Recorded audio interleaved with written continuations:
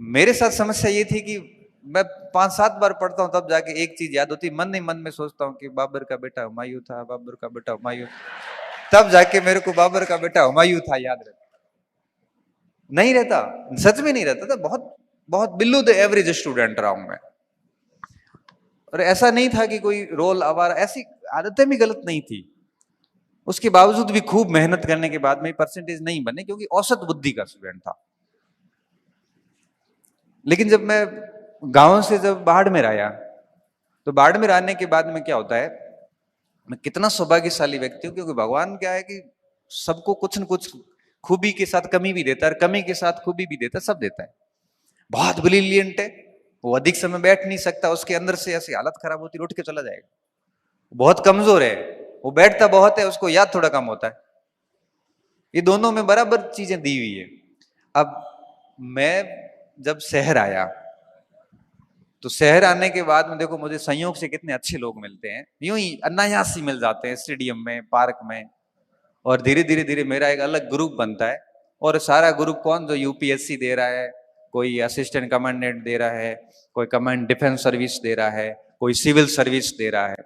मेरे लिए सारा नया, फराटेदार इंग्लिश बोल रहे हैं, हिंदी में वैश्विक मुद्दों पर डिस्कस चल रहा है। सब अपने अपने रजिस्टर, बिल्कुल फॉर्मल ड्रेस में, क्योंकि कई तो लगे हुए थे ऑलरेडी इंटरव्यू की ड्रेस पहने हुए, शानदार। मैंने कहा क्या व्यक्तित्व है ये। पहले दिन देखा रघुनाथ बिश्नोई को, देखा, मैंने कहा क्या लड़का है ये, इतनी तो शानदार बात रखता है, इंग्लिश में भी हिंदी में भी, उतनी बढ़िया ड्रेसिंग सेंस, बिल्कुल लूज टॉक नहीं, टू द पॉइंट बोलना, कोई फालतू की बात नहीं। हर दिन सोचता था यार इसका कुछ परसेंटेज भी बन जाऊं ना तो अपना जीवन सेट है। और जब उन लोगों को देखा ना, तो पहले जो साथ में थे ना, तब लगा कि ओ, उनसे दूर होना फायदेमंद है। और धीरे धीरे उन लोगों से दूर होते गए और इन लोगों के करीब जाते गए, स्वार्थ से। स्वार्थ ये था कि कुछ अच्छा कर लेंगे। उनके साथ रह रह के सपने भी बड़े देखने शुरू कर दिए, पढ़ना कैसे है ये भी पता चल गया। कल ही मैं रघुनाथ से बात कर रहा था, मैंने कहा यार एक बात बता, कि मैं अभी 14 अप्रैल को जोधपुर गया था, डॉक्टर भीमराव अंबेडकर जयंती के अवसर पर। मैं यूनिवर्सिटी के अंदर रिसोर्स पर्सन था, सुरेंद्र जी वहीं थे, बड़े बड़े प्रोफेसर आए हुए थे, मैं सबसे जूनियर व्यक्ति था वहां पे। और सुरेंद्र जी उस समय मेरी चेहरे की सिकन को पहचान रहे थे कि आज पहली बार बंदा एकदम मायूस बैठा है। बाकी मैं ऐसे मंचों पे मायूस होता नहीं हूं। मायूस क्यों? क्योंकि जो विद्वान बोल रहे हैं, इतना तगड़ा बोल रहे हैं कि ये 14 अप्रैल की बात है, 5 दिन पहले की। मैं अंदर ही अंदर कॉन्फिडेंस हो गया, यार क्या ज्ञान है इनका। मैं यूं ही फालतू हवा में ही बैठा हूं, मतलब बात यही है कि मैं हवा में हूं। मैंने सबको सुना, मैंने मेरी तरफ से भी जो बात रखनी थी मैंने रख ली। और मुझे पता है कि मैं उनकी कुछ परसेंटेज भी बात नहीं रख पाया हूं। घर आया, मैं सोचने के लिए मजबूर हुआ। मैंने रघुनाथ को सुबह फोन किया 15 तारीख को, अभी मैं आपको नई बात बताता हूं। मैंने कहा रघुनाथ एक बात बता। अब रघुनाथ और हम कहते 17-18 साल से साथ हैं। मैंने कहा मैंने भी खूब पढ़ा है डॉक्टर अम्बेडकर को, और उन्होंने भी खूब ही पढ़ा होगा। क्या ऐसा कारण है कि उन्होंने इतनी बढ़िया बात रखी तो मैं रख नहीं पाया? क्योंकि देखा 3 चीजें होती हैं, तुम ऐसी टेंशन मत ले, 3 बातें होती है। ये के ई फॉर्मूला काम करता है। देखो वो एज इट इज ऐसे ही बोल रहा है। मैंने कहा क्या? तो मैं समझाता हूं तुझे। सबसे पहले नॉलेज गेन करना पड़ता है। के अब बेटा तेरा नॉलेज है 12 साल का, उनका नॉलेज है 40 साल का, ज्यादा किसके पास है? उनके पास। दूसरी बात, ए एनालिसिस। तूने एनालिसिस कितना किया है? 5 साल। वो एनालिसिस कर रहे हैं 30 साल से। और तीसरा, एक्सपीरियंस। तेरे पास कितना है? मैं पहला ही है। उनके पास 50 सेमिनार का होगा। नॉलेज, एनालिसिस एंड एक्सपीरियंस, तीनों में ही वो बेहतर है। और ये तीनों चीजें तेरे में आई तो भी शानदार बात रखेगा। और ऐसे मंचों पे मैं उनसे अधिक अच्छी बात रख सकता हूं। क्यों? क्योंकि इस फील्ड का नॉलेज भी मुझे अधिक है।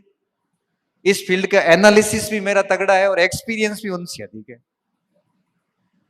उस समय जाके मेरे को थोड़ा ठीक लगा कि भाई मैं गलत नहीं हूं, अनुभव की कमी है, और समय के साथ मैं पढ़ता रहूंगा तो मैं भी उन विद्वानों की तरह अपनी बात रख सकता हूं। एक अच्छे दोस्त का होने का इतना फायदा मिलता है कि आप जिंदगी में किसी भी मोड़ पे उससे बात करके अपनी उलझनों को दूर कर सकते हो। अब आप सोच सकते हो कि आप मेरे बारे में ये सोचते होंगे कि बड़ी छवि बना रखी होगी सर ये वो, जबकि मैं खुद फंसता हूं तब मैं किसी से पूछता हूं कि यार ऐसी स्थिति इसका क्या करना, कैसे, क्या मैं कमजोर हूं या मुझे और क्या करना चाहिए। तो कोई भी व्यक्ति पूर्ण नहीं होता। तो मैं कह रहा था आपको कि अपना अच्छा ग्रुप रखिए पास में। और अच्छा ग्रुप कब बनता है, जब आप अच्छे व्यक्ति के साथ में कोई मिलता है तो उससे जुड़ जाए और बुरे व्यक्ति को धीरे धीरे दूर कर दें। देखते ही देखते आप बहुत अच्छा ग्रुप अपने आसपास पाओगे। तो पहली बात मैंने आपको ये बताई कि आप दिमाग में बिठा दीजिए कि आपके पास में बहुत कम समय है, 3-4 साल का ही। और दूसरी बात, अपने आसपास कौन सा घेरा है आज ही इस पे मंथन करना शुरू कर देना। कोई कितना ही अच्छा दोस्त है लेकिन नेगेटिव टाइप का है, आपको वो उठा नहीं सकता, तो दूरी बनाना ही फायदेमंद है, क्योंकि एक समय बाद वो आपको नुकसान नहीं करेगा, फायदा तो नहीं पहुंचाएगा। क्योंकि जो पीछे है वो पीछे लाने की कोशिश करेगा और आगे है वो आगे ले जाने की कोशिश करेगा। तो ऐसा प्रयास कीजिए कि आपके आसपास लोग अच्छे हो। तीसरी बात, आप जिस भी परीक्षा की तैयारी करते हैं आप एटलीस्ट उसकी लिमिटेड सामग्री अपने पास में रखें, बहुत अधिक सामग्री इकट्ठा ना करें। क्योंकि हम क्या करते हैं कि मार्केट के उन उलझनों में फंस जाते हैं और ढेर सारी घर पे बड़ी लाइब्रेरी बना देते हैं। कोविड में मैंने एक वीडियो बनाया था, मेरी लाइब्रेरी मैंने बताई थी बच्चों को, आप किसी ने देखी होगी तो नीचे बच्चों के बहुत सारे कमेंट थे, सर इतनी किताबें पढ़नी है ये वो। मैंने कहा वीडियो में मैंने एक लाइन बोली है कि ये सारी किताबें नौकरी लगने के बाद ली गई है, नौकरी तो इन 4 किताबों से लगी सारी, बाकी किताबें सब बाद की, वो मेरा शौक है। आज भी मंगवाता हूं, अभी भी अमेजन वाले का फोन आया था, सर डिलीवरी आई भी है, कोड वर्ड दो, किताबें पहुंचा देता हूं घर। हर दिन ही मंगवाता हूं। गाड़ी में बैठा बैठा ही कोई किताब पसंद आ जाती है तो वहां पे उसको कार्ट किया और उसको खरीद लो। शॉपिंग, मेरी शॉपिंग यही होती है। और 4-5 किताबें करके, पैसे की तो भगवान की मेहरबानी कोई दिक्कत है नहीं, सरकार हर महीने अकाउंट में भेज देती है, मैसेज आ जाता है कि your account has been credited with इतने इतने इतने and your available balance is, बस एक तारीख को ये मैसेज आता है ना, उस समय लग जाता है कि भले ही खूब मेहनत की, काम आ गई है। बस वो एक मैसेज सुकून इतना देता है ना, पीछे कई सालों की मेहनत पर एक प्रकार से मेहनत के अंदर जो दर्द मिलते हैं वो एक मैसेज से वापस संतुष्टि मिल जाती है। ये मैसेज जब तक जिंदा रहेंगे तब तक आता रहेगा, और मर भी गए तो पीछे जो रहेगा उसकी मोबाइल पे आता रहेगा। कोई टेंशन नहीं, बिल्कुल सेफ है। इसलिए बाड़मेर से कोटा आके बोल रहे हैं, टेंशन कहीं है कौन, महीने महीने मैसेज आ जाओ, कोई समस्या है वो। और मैसेज भी अच्छा आता है, हमारा मैसेज भी अच्छा आता है, मतलब ये बात नहीं, 5-6 डिजिट का मैसेज आता है, ये नहीं कि 17,500 रुपए आए, ऐसा नहीं आता है मैसेज। नहीं, वो हम नहीं बताएंगे, वो आपका आएगा। वो मैसेज हम नहीं बताएंगे, क्योंकि आपको फिर ठीक नहीं लगेगा कि यार देखो हम लोग क्या कर रहे हैं, आप थोड़ा ये नहीं बताऊंगा मैं। तो मेरा कहने का मतलब ये है कि अगर आप भी चाहते हैं कि ऐसा एक मैसेज आपकी भी हर महीने 1 तारीख को, हम चारों के ही आता है मैसेज। चारों के मैसेज आता है, सुरेंद्र जी के भी आता है, अब तो ओम जी के भी आने लग गया, गोविंद के भी आने लग गया, हमारे तो कई साल मारे हुए, हमारे तो 2009-10 में मैसेज आ रहे हुए और अभी तक 16-17 साल हो गया, मैसेज रुकी हुई कौन? रुकेगा क्यों, मेहनत की है ना। मैं चाहता हूं कि आप लोगों के भी ऐसे मैसेज आए, मतलब ये मैसेज जो मैंने कहा है, और कभी नहीं रुके, हर महीने की 1 तारीख को मैसेज आए और मस्त जीवन चले, बस इस हेतु 3-4 साल की बढ़िया मेहनत की आवश्यकता होती है। तो मैं कह रहा था कि एक लिमिटेड कंटेंट रखें अपने पास में, किताबें 4-5 रखें, एक बाकी एक किताब, क्योंकि मैं आपको बताऊं सिलेक्शन सामग्री से नहीं होता है, सिलेक्शन होता है पढ़ने वाले पर डिपेंड करता है। जैसे मैं एक उदाहरण दूं, एक किताब मैं आपको दूं फिर वही किताब मैं लूं, दोनों ऐसी किताब जो हम दोनों ने नहीं पढ़ी है। अब दोनों को फिक्स टाइम दे दिया कि 7 दिन आपके पास में, 7 दिन मैं पढ़ता हूं, उसके बाद टेस्ट लिया जाए तो क्या दोनों के नंबर बराबर आएंगे? नहीं आएंगे। क्यों नहीं आएंगे? क्योंकि आपने अलग तरीके से पढ़ी, मैंने अलग तरीके से पढ़ी है।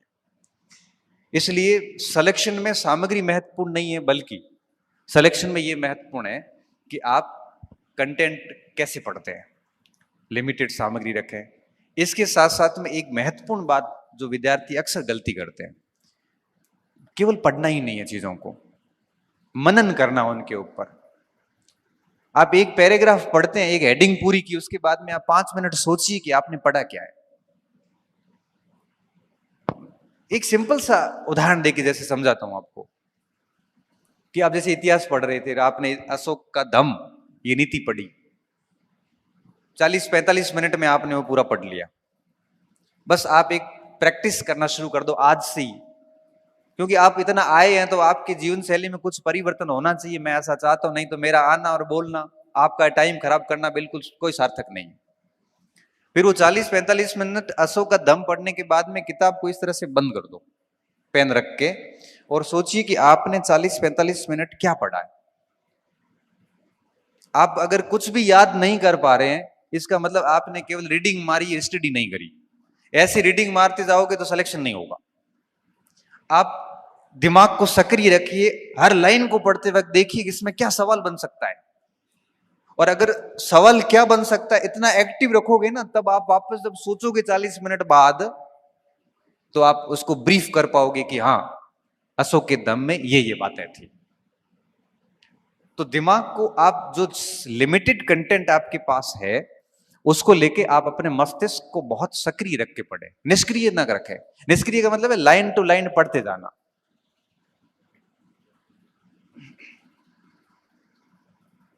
बहुत जरूरी होता है सक्रिय रखना। और मैं आपको बताना चाहूंगा कि अगर एक स्टूडेंट माइंड को बहुत एक्टिव रख के पढ़ता है तो 40-45 मिनट में वो थक जाएगा। पढ़ते पढ़ते 40-45 मिनट में उसका दिमाग जवाब दे देगा। जैसे जवाब देता है उस समय किताब बंद करो, आराम से। टहलने की जगह है तो टहलते टहलते सोचो कि मैंने अभी क्या पढ़ा है। टहलने की जगह नहीं, लाइब्रेरी में बैठे हैं तो आप वहीं पे आंखें बंद करके सोचिए कि मैंने अभी क्या पढ़ा है, और जो जो की पॉइंट्स हैं, मेन शब्द, उनके नीचे अंडरलाइन कर दो ताकि रिवीजन में बाद में आसानी होती है।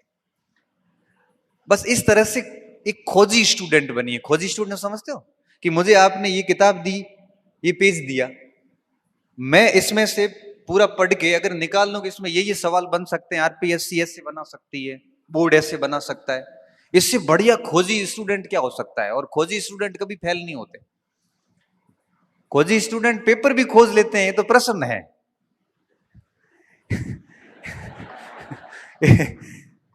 इसलिए हमारे को बहुत खोजी स्टूडेंट रहना है और कंटेंट से प्रश्न निकालने हैं, और बहुत एक्टिव माइंड्स के साथ। कई बार क्या होता है, बच्चा पूरा पढ़ के मेरे पास आता है, कई बार बोलता है सर याद नहीं हो रहा है। फिर पूछता हूं कि पढ़ा ही नहीं ठीक से, याद कैसे होगा? रिवीजन किया नहीं। जब हम पढ़ते थे मुझे अच्छे से याद है कि हम क्या करते थे, मैं रघुनाथ, हमारे 3-4 का ग्रुप था, हम कहते थे कि आज क्या पढ़ा है, किसने क्या पढ़ा, हमारा टाइम टेबल सबका फिक्स था। पढ़ने के बाद हम एक दूसरे से प्रश्न करते थे। अब जैसे मौर्य काल पढ़ा या जैसे भूगोल में भूकंप पढ़ा, तो अब वो साथ वाला साथी पूछता था कि ये पी तरंग क्या होती, बता फटाफट शॉर्ट में 3 बातें बता दे। अब शॉर्ट में 3 बातें कहां से बताएंगे, दिमाग एक्टिव था नहीं, लाइनें पढ़ के आए हैं हम तो, और ये पिछले 2 साल से लाइनें पढ़ रहे हैं। लाइनें आप अगर 2 साल भी पढ़ोगे ना तब भी याद नहीं होगा। परीक्षा में पढ़ा हुआ सवाल आएगा लेकिन उत्तर आपसे नहीं निकलेगा। ऐसा आपके साथ होता है कि साहब पढ़े हुए सब थे लेकिन हुए नहीं, पढ़े हुए थे लेकिन हुए नहीं। इसके पीछे क्या कारण है? कारण यही था कि माइंड एक्टिव नहीं था, याद किया नहीं, और याद किए बिना वहां पे होना नहीं, क्योंकि केवल विद्यार्थी को पढ़ना ही थोड़ी है, उसको याद भी करना है। तो दिमाग को एक्टिव रख के पढ़िए। इसके साथ साथ में मैं आपको, पढ़ाई के साथ साथ में कुछ चीजें और भी होती है, व्यक्ति को बहुत ध्यान रखनी होती है। जैसे लाइब्रेरी में बैठते हो या रूम पे पढ़ते हो, कई बार बच्चे कहते हैं सर मैं गांव में पढ़ रहा हूं, कई लोग लाइब्रेरी में पढ़ते हैं, एक मानसिकता आ जाती है कहीं ये लोग हमारे से आगे नहीं चले जाए। मैं सर ये यूट्यूब पे चलने वाली मैराथन क्लासें नहीं देख रहा हूं, कहीं मैं दुनिया से पीछे तो नहीं रह गया हूं। मैं सर डेली करंट की क्लासेज आती है आधा घंटा, वो मैं नहीं देख रहा हूं, मेरा साथी देख रहा है, मैं कहीं पीछे तो नहीं रह रहा हूं। मैं सर यूट्यूब उस पे टेलीग्राम पे कई सारे प्रश्न आते हैं, उन प्रश्नों के उत्तर नहीं देता हूं, मेरे सारे साथी देते हैं, कहीं मैं पीछे तो नहीं रह रहा हूं दुनिया से। मैं कहता हूं भाई तू आगे है दुनिया से, अगर इस कचरे से बाहर है तो दुनिया से आगे है। अभी टेलीग्राम पे कोई भी आके कुछ भी फालतू का प्रश्न करके पूछ के सो जाता और आप 4 घंटे परेशान।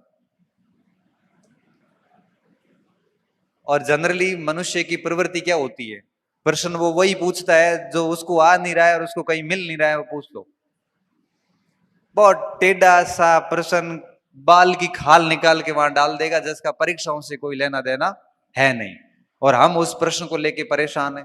परेशान इस बात को लेके है कि आपकी सामग्री से सवाल नहीं आया, परेशान इस बात को लेके है कि इतना पढ़ने के बाद में भी आपको उसका उत्तर नहीं आया, जबकि उसका कोई मतलब नहीं होता। ऐसे चीजों से दूर रहें। यूट्यूब की दुनिया में जितने भी बड़े बड़े मैराथन चलते हैं, डेली करंट की क्लासेस वगैरह, मैं तो क्या इन चीजों के बड़ा खिलाफ हूं। मैं तो ये कहता हूं कि ठीक है 7 दिन में एक आधा देख लो, या फिर कोई एक आधी 2 महीने की किताब लाके पढ़ लो, मेन तो सब्जेक्ट पे काम करो। ये मैराथन से कुछ नहीं होता, किताबें पढ़नी पड़ती हैं बढ़िया तरीके से। कोचिंग कर रहे हो तो कम से कम कोचिंग के बढ़िया नोट्स वोट्स से वही रटो कम से कम। लेकिन इस यूट्यूब की, सोशल मीडिया की जो आभासी दुनिया है, ये आपका सिलेक्शन नहीं करवा सकती। ये मैं आपको लिख के दे सकता हूं। ठीक है, कोई पॉइंट समझ में नहीं आया तो आप उसकी ओर जा सकते हैं। तो इस बात का भी ध्यान रखें। तो मैं क्या बोल रहा हूं, मैं कह रहा हूं कि आपके पास लिमिटेड टाइम, अच्छा ग्रुप अच्छे रखें, अपना सरल जीवन रखें, फालतू समस्याएं नहीं पाड़ें आप, और साथ में लिमिटेड कंटेंट रखें, माइंड को एक्टिव रख के पढ़ें, और साथ में इस बात का ध्यान रखें कि इस आभासी दुनिया से दूर रहें। और मैं तो कई बार भी बोलता हूं, बच्चों को भी कहता हूं कि आपके पास जो मोबाइल है, सुबह पढ़ने बैठते हो, इसको कर दो फ्लाइट मोड पे, फ्लाइट मोड पे करके उल्टा रख के, और 3-4 घंटे आप पढ़ते हो, दबा के पढ़ लो। बढ़िया 4 घंटे पढ़ लिए सक्रिय दिमाग से, 2 घंटे 3 घंटे जितना भी हुआ, उसके बाद वापस एक बार मोबाइल खोल के देख लो, 5-7 मिनट खोल खुला के, वापस उसको जब भी पढ़ने बैठते फिर फ्लाइट मोड पे डाल दो। ये जितना फ्लाइट मोड पे रहेगा ना, उतने आपके अंक बढ़ते जाएंगे। ये मेरी बात आप याद रखना। आप इसके फ्लाइट मोड का खूब उपयोग कीजिए, और जिस दिन नौकरी लग गई बढ़िया, उस दिन ये सारे फॉलोवर्स अपने आप बढ़ जाएंगे, पता ही नहीं चलेगा आपको। आप दुनिया से पीछे नहीं रह रहे हैं। कई कई आईएएस ऐसे बनते जिनके पास में फोन ही नहीं है, कोई सोशल मीडिया अकाउंट नहीं है, और जैसे ही बनते हैं लाखों एक साथ जुड़ जाते हैं। आप पीछे नहीं रह रहे हैं। इसलिए आप जितना फ्लाइट मोड का ज्यादा यूज करोगे, उतना ही आपको फायदा है। क्योंकि देखो, हम तो बोल के चले जाएंगे, अगर आप इसको जीवन में लागू नहीं करते हैं तो कोई मतलब नहीं है, मतलब कोई मतलब नहीं है। मैंने कहा ना, मैंने शुरुआत में कहा, आप एक बात लागू करके देखिए, क्योंकि आप केवल आप नहीं है, आप अपने पूरे परिवार का रिप्रेजेंट कर रहे हैं। यहाँ पे बड़ी भावनात्मक उम्मीद है आपसे जुड़ी हुई है कि मेरा बच्चा या बच्ची बाहर है, तैयारी कर रही है, नौकरी लगेगी। कितनी उम्मीदें पाल रखी है उन लोगों ने, उनको कोई पता नहीं आप किसकी तैयारी कर रहे हो। बहुत भोले लोग हैं गांव के तो। और जब हम उनको मूर्ख बनाने की कोशिश करते हैं, या दिखावों की पढ़ाई करते हैं, ढोंग करते हैं बच्चे, मैंने देखे हैं। 2 घंटे पढ़ते हैं, दुनिया देख रही इसलिए पढ़ते हैं, पढ़ते पढ़ते तिरछा देखता है कि ये मेरे को देख रहा है इसलिए मैं पढ़ रहा हूं। ये कैसी पढ़ाई है? मतलब इन सब की मैं नजरों में बना रहा हूं इसलिए मैं पढ़ रहा हूं, या मेरे जीवन निर्माण के लिए पढ़ूं? अगर आप इस तरह से पढ़ रहे हो कि ये लोग मुझे देख रहे हैं मैं पढ़ूं, तो भैया रिजल्ट इतने घातक आएंगे इसके कि जो लोग देख रहे थे वही लोग सबसे पहले मजाक बनाएंगे और फिर आप सह नहीं पाओगे। इससे बेहतर यह कि हर दिन अपने ऊपर काम कीजिए, अपनी कमियों को एक्सेप्ट कीजिए कि मेरे ये पोर्शन कमजोर है, अपनी खूबियों को एक्सेप्ट कीजिए, किताब को पूरा पढ़िए, सिलेबस पूरे तैयार कीजिए, एक एक लाइन चेक कीजिए क्या कहना चाहती है, तब जाके इतनी बढ़िया समझ विकसित होती है कि 2 साल तो बड़ी लंबी अवधि है, 1-1.5 साल के अंदर ही नौकरी लग जाती है। आप अगर खुद से ईमानदारी से प्रश्न करोगे ना कि आप कितने स्टूडेंट है जो इतना बिल्कुल एक्टिव माइंड होके तैयारी कर रहे हैं और 2-3 बार कोर्स को एक्टिव माइंड से कर चुके हैं, लिमिटेड कंटेंट से। अब हाथ वली खड़े कर लो, मैं करवाऊंगा भी नहीं हाथ खड़े, लेकिन स्थिति अंदर से आपको पता है कि ऐसा हम नहीं कर रहे, जो कि करना पड़ता है। मैं हमेशा कहता हूं कि किताबों को उपन्यास की तरह नहीं पढ़ना है, किताब की लाइन को समझना है, तब जाके चीजें समझ में आती है। फिर इतना आनंद आता है पढ़ाई में, ये लत लग जाती है। फिर व्यक्ति को पढ़ाई के अलावा दुनिया की उलझनों में कोई मतलब नहीं है, उसको कोई मतलब नहीं दुनिया क्या कर रही है, धुन लग जाती है, बस पढ़ना ही है। और फिर नौकरी मान लो नहीं भी लगती है ना, तो भी वो जीवन व्यक्ति इतना बढ़िया सेट कर देता है कि उसकी लाइफ में तो कोई दिक्कत नहीं है। तो मैं आप सभी से कहूंगा कि आपके पास में अच्छी उम्र है, बढ़िया स्टेमिना है आपके पास में, यंग हो अभी, और खूब सारी भर्तियां आई हुई है, आगे भी आ जाएगी। अपना टारगेट कर लीजिए, सेकंड ग्रेड फर्स्ट ग्रेड क्या बनना है, कंटेंट को लिमिटेड कर लीजिए और आज से लग जाइए। सुबह शाम आपको और कोई काम करने का वक्त ना मिले, और जब बहुत मेहनत करने के बाद जब रात्रि को आप सोते हैं, बहुत मेहनत करने के बाद जब सोते हैं, तो एक अच्छी सी फीलिंग आती है कि मैं जिन उद्देश्यों से यहां आया हूं उन उद्देश्यों को पूरा कर रहा हूं। और जिस दिन आप अपने दोस्तों के रूम में जाके या यूं ही समय खराब करते हो, पूरा दिन अक्सर ही नहीं पढ़ा, और फिर घर आके जब आप जानवरों की तरह सोएंगे ना, तो उस समय मन में आएगा कि क्यों समय खराब कर रहा हूं, खुद का पैसा बर्बाद कर रहा हूं, कॉन्फिडेंस डाउन, दिमाग में एक ही बात घूमती है कि मैं पिछड़ गया हूं, अब मेरा कुछ नहीं हो सकता।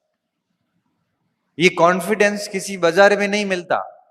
लोग कहते हैं ना कि कॉन्फिडेंस रखिए, दृढ़ इच्छा शक्ति रखिए, आत्मविश्वास रखिए, खुश रहिए, ये बाजार में नहीं मिलते। आप 15 10 12 घंटा रात दिन एक करके 5-7 दिन पढ़ के देखिए, ये अपने आप ही आता है, ये अपने आप आता है। 5 दिन पढ़ के देखिए, जैसा मैं कह रहा हूं आपको, जिस सुबह से शाम तक जब आंखें थक जाती है कि भाई अब सोना ही पड़ेगा, 5 दिन ऐसी पढ़ाई भी कोई दबा कर लेता है, तो ये कॉन्फिडेंस आ जाता है। और कॉन्फिडेंस के साथ में ही खुश रहना, चेहरे पे स्माइल आ जाती है, 1000 प्रश्नों के जवाब मिल जाते हैं, तनाव नाम की कोई चीज नहीं रहती, सब चीजें, और फिर इच्छा शक्तियां अपने आप दृढ़ हो जाती है। सारे सफलता के जो आदर्शवादी तत्व है जो आप अक्सर सुनते और पढ़ते हो, यही दृढ़ इच्छा शक्ति, आत्मविश्वास वगैरह, ये सब के सब पढ़ाई से जुड़े हुए हैं। मैं कह रहा हूं कि आप पढ़ना मत, कोरे मोटिवेशन सुन लेना यूट्यूब पे जाके, आत्मविश्वास केवल गेट तक रहेगा, गेट से बाहर जाते फील आता आएगा मेरे को तो कुछ नहीं आता है, मैं कैसे करूंगा। लेकिन जिस दिन बहुत जबरदस्त तैयारी करी हुई है, 5-7 दिन 10 दिन 1 महीना कंटिन्यू, तो फिर आपको किसी मोटिवेशन की जरूरत नहीं पड़ती, मोमेंटम मिला हुआ रहता है कि सुबह ये कर लिया, अब ये करना है, ये कर लिया, ये करना है। पूरे समय के अंदर सुबह से शाम तक इतना बीच में कोई समय नहीं मिलता कि किसी को दे सके, और बीच में कोई समय खराब करता है तो दिमाग खराब होता है, और ये कहता है यार टाइम मत खराब करके पढ़ने दे, फोन देखने की इच्छा शक्ति, मन ही नहीं होता। इसलिए कहता हूं कि आप सुबह से शाम तक खुद को मतलब जी जान से लगा दीजिए।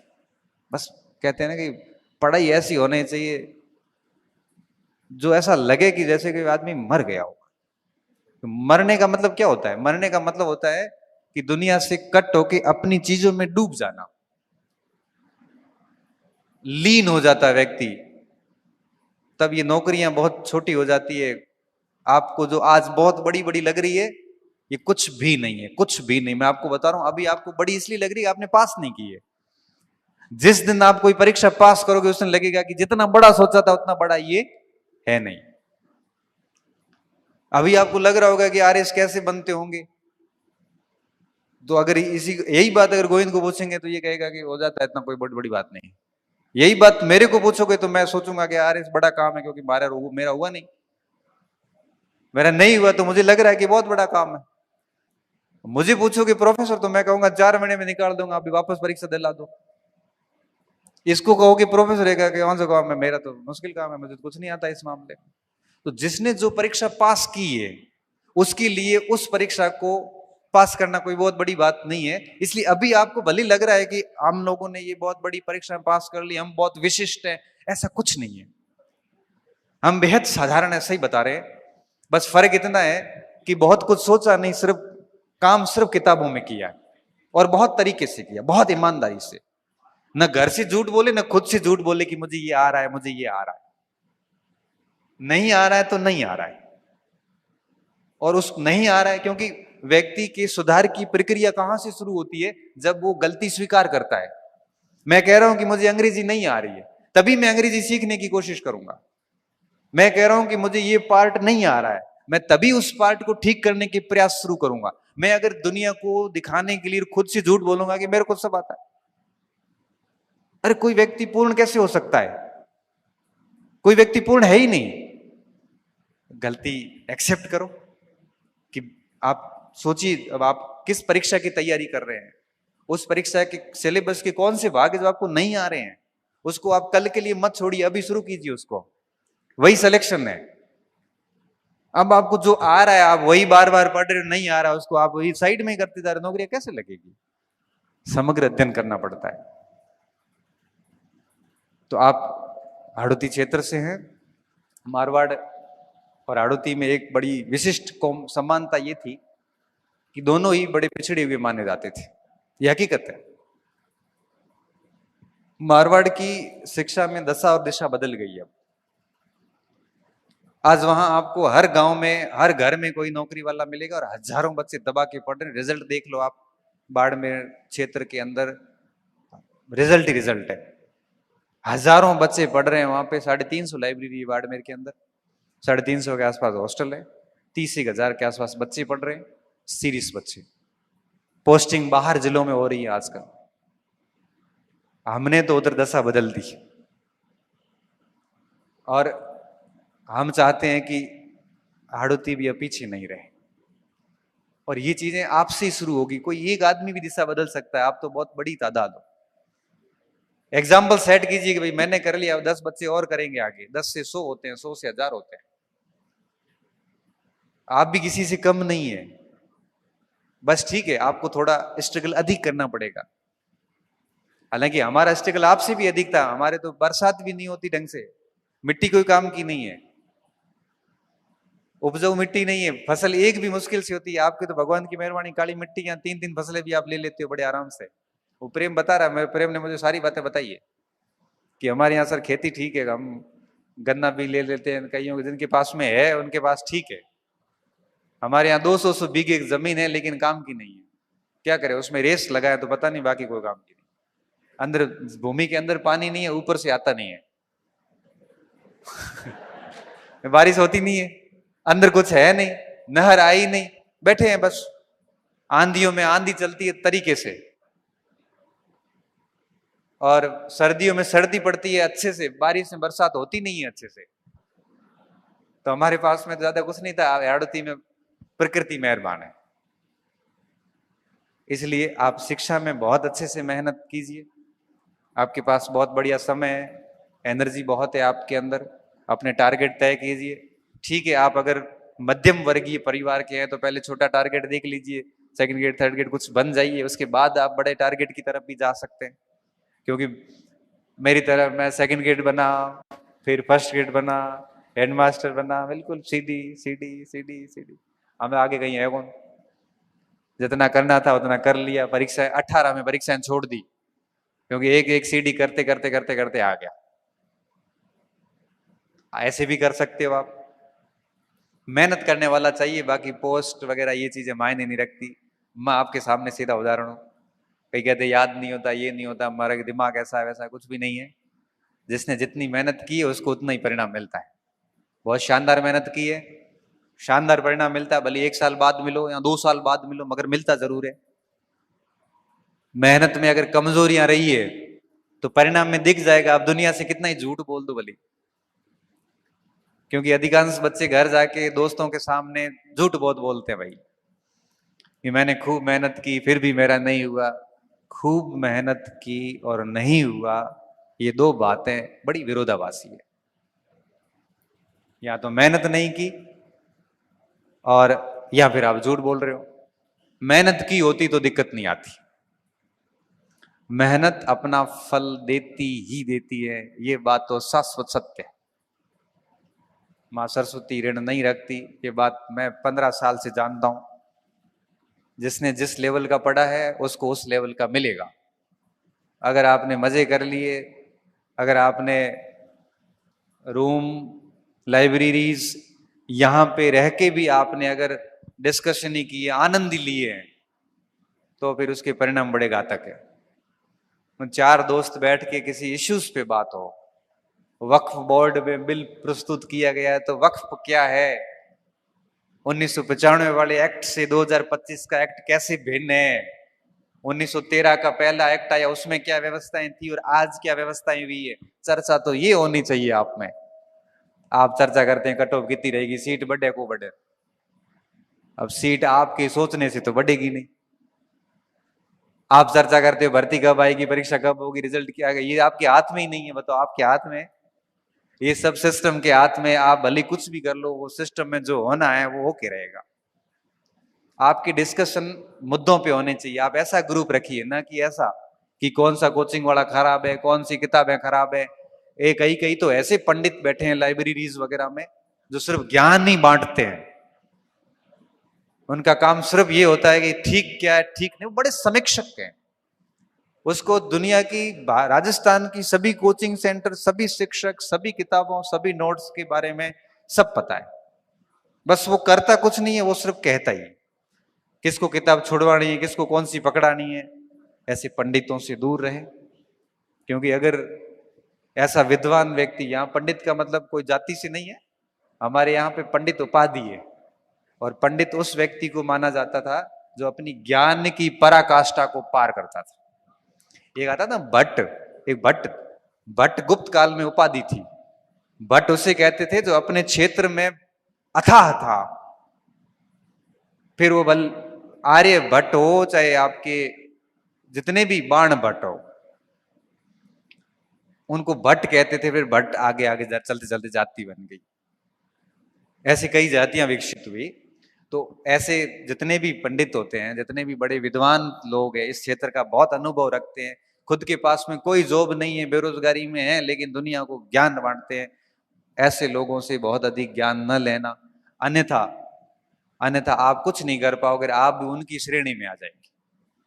तो बहुत मेहनत कीजिए, मेरी शुभकामनाएं आपके साथ में है। काफी समय ले लिया और अब आप मेहनत करना। हम लोग यहाँ पे आए और बहुत भरोसा है मुझे कि आप जितनी भी हमने बातें की, इनकी कुछ बातें आप है वो अपने जीवन में लागू करेंगे, तभी मेरा आना सार्थक हुआ होगा और आपका यहाँ रहना और रुकना सार्थक होगा।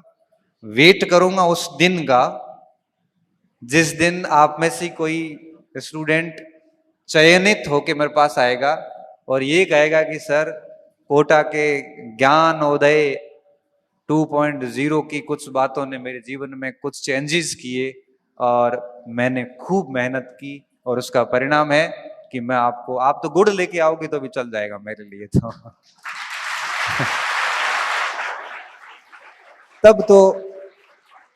तब तो आना, मेरा आना और आपका आना सार्थक होगा। मेरा मन बड़ा खुश होगा। बाकी इस शब्द का मतलब यही है कि बस हम पढ़ाई की बात करेंगे। हम बच्चों को जो आज की तारीख में डीरेल हो रहे हैं, भटक रहे हैं, ठीक करना है। बाकी न तो हमारा कोई कोचिंग खोलने का प्लान है, क्योंकि जहां हमने ज्ञानोदय पहले सूरतगढ़ में किया तो ये माहौल बना कि अब सर सूरतगढ़ कोचिंग खोल रहे हैं। मैंने मंच पे कहा भाई मैं नहीं खोला, मेरे बाड़मेर में एक मारे है कोचिंग, वो हमारा में सही हम्बल नहीं रही है, वो में इतना सारा बच्चा है कि माँ मेरा काम बढ़िया चल रहा है, मैं किसी जगह नहीं जाऊंगा। वहां पे भी अपना कोई इंटेंशन नहीं था, यहाँ पे अपना कोचिंग नहीं है। ठीक है, ऑनलाइन बच्चे पढ़ते हैं, वो कहते हैं सर एक हमारे यहाँ पे भी टेस्ट सीरीज शुरू कर दो तो हमारी थोड़ा ऑफलाइन मदद हो जाती है। तब हम भी यहाँ स्थानीय संचालक जैसे श्री जी से बात करी, उन्होंने कहा ठीक है सर हम करवा देंगे। तो उसमें थोड़ी आपकी सर्विस हो जाती है और हमारे बच्चों तक हम फिर पहुंच जाते हैं। तो वो टेस्ट वगैरह का होता है, इससे अधिक हमारा कोई इंटेंशन नहीं है यहाँ पे। और दूसरा, बाकी अगर आप ये कहोगे कि भाई कई बार लोग ऐसे गलत अर्थ निकालते हैं उनका, क्या हमें कोई फर्क पड़ता नहीं है और आपको भी पढ़ना नहीं चाहिए। ये चार लोग कहेंगे, लोग क्या कहेंगे, लोग तो आपके मरने के बाद यही कहेंगे कि बुढ़िया अच्छी नहीं पढ़ी थी। कोई मतलब नहीं किसी को, आपसे किसी को कोई मतलब नहीं है। आप अगर ये सोच रहे हो कि दुनिया आप पे ध्यान रख रही है, आप बहुत गलत सोच रहे हो। बस आप अपना काम अच्छे से करें, आप सही होने चाहिए, आप गलत नहीं होने चाहिए। बाकी जिसको जो करना है वो करे, क्योंकि अंत में बचता और जीवित केवल सत्य ही रहता है। इसलिए आप सही होने चाहिए, बाकी दुनिया को जो कहना है वो कहें, जो करना है वो करें। कोई बात बनाता तो बनाने दे, सबका जवाब परिणाम ही है। बस परिणाम जब जाएगा ना, इतना जबरदस्त जवाब मिलता है, कुछ नहीं बोलना पड़ता है, सब खामोशी हो जाती है और अपने आप को कुछ कहना ही नहीं, एक रिजल्ट से सब आलोचकों को जवाब मिल जाता है। तो आप भी अगर ऐसी चीजों से घिरे हुए हैं तो जवाब दीजिए, और जवाब आप बोल के कभी मत देना, क्योंकि बोल के आप उनके लेवल तक नहीं जा पाओगे। तो बेहतर है कि आप हार्ड तोड़ मेहनत कीजिए, रिजल्ट दीजिए, लोगों को जवाब भी मिलेगा और आपकी लाइफ भी बड़ी व्यवस्थित हो जाएगी। इस पूरे कार्यक्रम के आयोजन के लिए मैं पूरी आयोजक टीम को एक प्रकार से धन्यवाद देना चाहूंगा कि टीम ने बड़ा अच्छा मैनेजमेंट किया। और बीच में ठीक है लाइट गई थी, लेकिन कोई नहीं, आप बैठे रहे, मैं भी बैठा रहा। और ठीक है, बाधाएं तो सुरेंद्र जी कह रहे थे, बाधाएं आती हैं जाती हैं, रुकने वाले कब रुकते हैं। आप ऐसे वो कुछ होना नहीं, कोई फर्क नहीं पड़ता उन चीज़ों का। आप सभी बच्चों का बहुत बहुत शुक्रिया कि आप आए या सुना हमें, और बाकी मैंने आपको बता ही दिया है। इसकी सार्थकता उस दिन सिद्ध होगी जिस दिन आप मेरे पास आओगे मिठाई लेके कि सर ये चीजें हुई हैं, नौकरी लाग गई, मार सा खुश, जीवन सेट है। तब तो क्या है कि आनंद आएगा। और बाकी मेहनत करते रहिए, और आपने जो प्रेम दिया उससे बड़ा अभिभूत हूं। एक साधारण शिक्षक के लिए इतना प्रेम मिलना बहुत बड़ी बात होती है। आजकल पैसे कमाने आसान है, मनुष्य कमाना, रिस्पेक्ट कमाना बहुत मुश्किल काम। और मुझे लगता है कि जब मुझे ये चीजें मिलती है तो मैं बड़ा अंदर से भावुक सा हो जाता हूं कि मैंने ऐसा कुछ किया तो नहीं, और आप में से मैं किसी से कभी मिला भी नहीं। आपने मुझे संभवतः देखा पहली बार है, मैंने आपको पहली बार सबको देख रहा हूं। फिर हमारे बीच में क्या कनेक्शन है कि आपने कितना भरोसा करके आप बैठे। कौन किसको सुनता है? दुनिया में सबसे मुश्किल काम होता है सुनना। कौन किसको सुनता है? मैं कई बार सोचता हूं कि क्या कनेक्शन हुआ है कि हम भौतिक रूप से एक दूसरे को देख ही पहली बार रहे, फिर भी कितना भरोसा है कि आप आराम से बातों को सुन रहे हैं और लागू भी करेंगे खुद पे। बस एक शिक्षक के जीवन का यही विरासत है। एक शिक्षक में आपको भाई नजर आता है, एक शिक्षक में आपको पिता नजर आता है, एक शिक्षक में आपको अपना अभिभावक नजर आता है, एक शिक्षक में अपने आप को एक मेंटर नजर आता है, एक शिक्षक में आपको उम्मीद नजर आती है, एक शिक्षक में आपको एक आदर्श नजर आता है, एक शिक्षक में आपको अपना हीरो नजर आता है, एक शिक्षक में आपको प्रेरणा नजर आती है, एक शिक्षक में